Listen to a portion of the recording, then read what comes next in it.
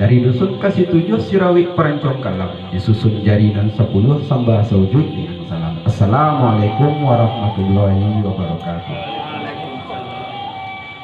Pisau Sirawi ulu songsang sarungnya tarikh kayu jati, ulunya pangka kayu kame dia urang panjang buah.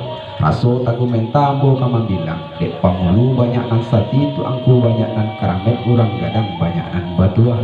Jalo manjalo di tapian kane kulai nambah palung, samulo sembah diserakan disusun jari meminta ampun. Tampilang di rumpun lansik pasisi di ruang lantai, ambo bilang sadungan dapet dan tinggal untuk orang nang pandai. Dipanggang-panggang digatuk dikirai-kirai dipapah ditangguh ikan gulamu, dikambang-kambang diotok dikirai-kirai dipapah dibuka si tambolamu. Tak kalau masuk dahulu semusim masuk saisu, tak kalau langit basen tak naik, tak kalau bumi basen tak turun, lawi secapak jalo tanah dari alunan lebar dan timbul gunung Merapi.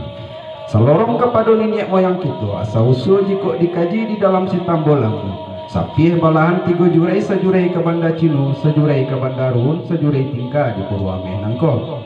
Selorong kepada Sultan Maharajo dirajo, ada taniye di dalam hati, tak cinta di dalam kiro-kiro.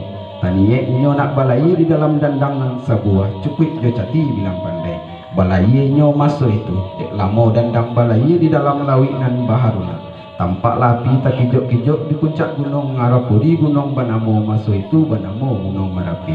Ditujukan dandang kasanan ke puncak gunung Merapi. Dek langit basen tak turun, dek bumi basen tak naik, air bertambah karyang juho, tak dampak dandang di sana di puncak gunung Merapi. Basen tak turun ke bawah lah tiba di gugu ampang. Pisau Sirawi bari baulu biasa nak nyoba mato, lawik sajo dahulu kini Banamo si Pulau Paco. Sinan sirangkak nambadangkang 100 buaya putih dagu. Di bawah bukit Batu Ampa putih bakti bakal 9 Banamo bukit si guntang-guntang. Di sinan bukit nan tak barangin, di sinan lurah nan tak baraya. Di situ si bintuk nang barayun didakek, di bawah labu si timbago didakek langgudi nan baselo.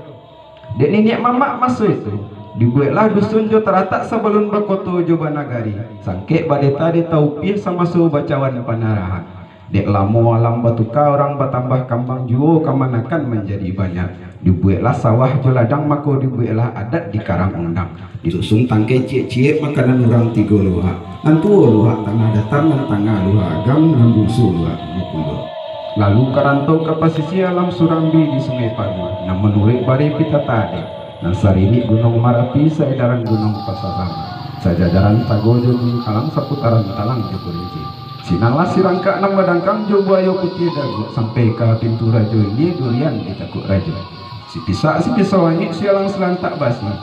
Hinggo air berbalik mudik sampai ke ombak nang badabu. Sailiran batang sakilang hinggo lawik nan sadikit. Rao jema patanggul 100 bukit mahalintang. Pasisi Banda 10 hinggo taretak air tang sampai ke Tanjung Sibalidu pucuk Jambi 9 lurah. Jikok di kambang saleba alam, jikok di balun sabalun kuku. Tantang iko sudah kalam, tambo sekitulah dahulu. Tungkek galam rajo si tabah di balik papan. Kok salah tobek lambu kok bana sama kita makan. Sampai lah. Lah sampai. Sakiro-kiro.